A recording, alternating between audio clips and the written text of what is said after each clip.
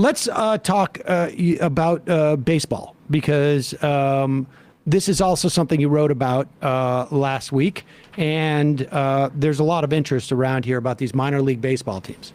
Mm-hmm.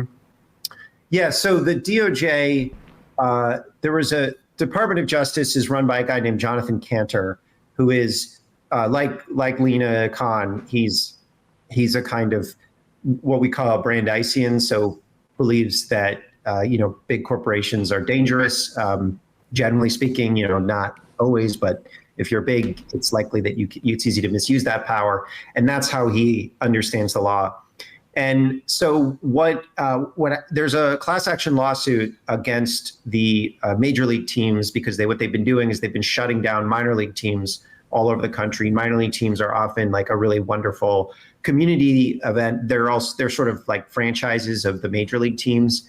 And so, you'll have a smaller city that has a minor league team and everybody likes going, but to a major league baseball team, that's just an extra cost. And so they just shut a bunch of them down.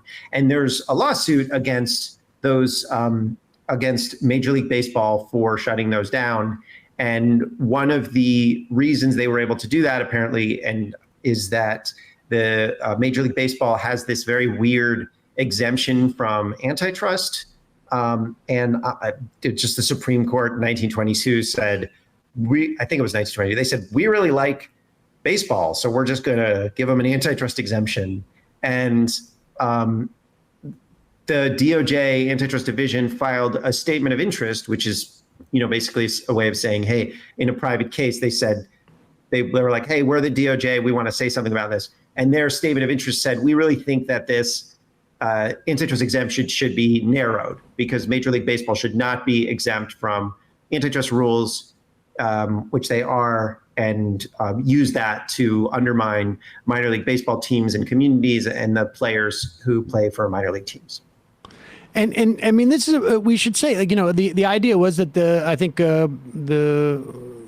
our government wanted to promote baseball, and baseball said, like, we need a monopoly, and which means like they're the only buyer for minor league players. And so you cannot necessarily establish another minor league team. Nobody's going to play for you if you're not going to get into the majors from there. And they're abusing what they were given without, the consideration of why they were given that monopoly in the first place, which was to promote the national pastime. But how big of when was the last time we saw stuff like this? Well, I mean, so the other thing is that minor league baseball players are treated just terribly. They're often paid below minimum wage. Their food is pretty substandard. It's like pretty bad to be. And this was not the case. This was not always the case. It's like a relatively new development. So what was your question? Well, when was the last time we saw this type of activity? I mean, from the different sort of, I guess, antitrust agencies that deal with antitrust.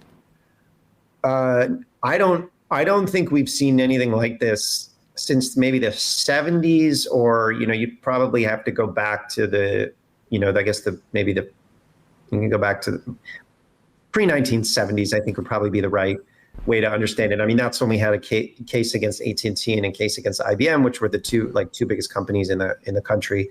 And there was a lot of interesting stuff going on. So it's been 45 plus years since we've had a real attempt to address consolidated corporate power.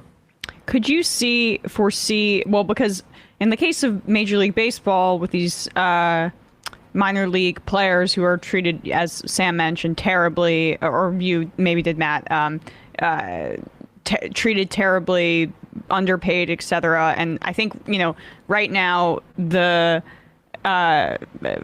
NFL is in the middle of a controversy, having to testify in front of the oversight committee over sexual misconduct. And basically the only reason they show up is because of their antitrust exemption, which allows them to air on multiple airwaves, regardless of the market, et cetera.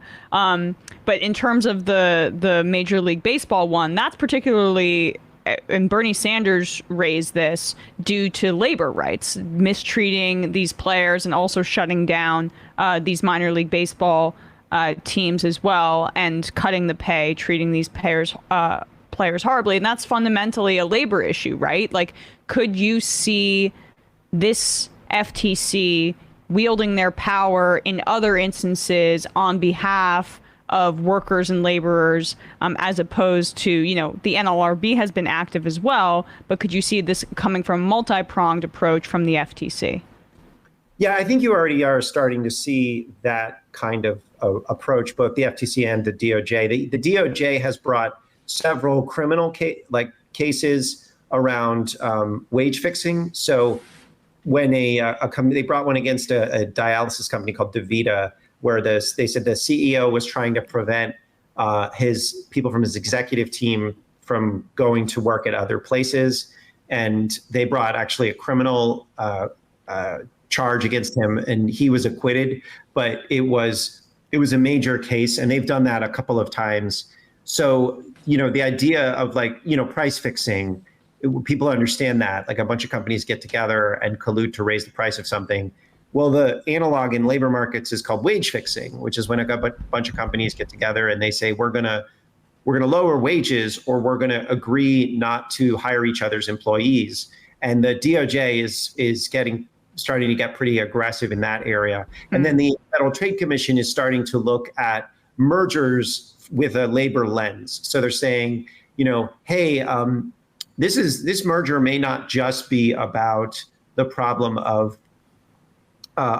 increasing prices to consumers or changing the way that markets operate so that the product markets are less competitive, or data, or whatever. They're also saying, well, will this merger lead to fewer opportunities for people to work, right? Or so is the labor market becoming more consolidated? And I think that the Microsoft Activision one is where you've actually seen some of that. So Microsoft is trying to buy Activision, which is an $80 billion video game company.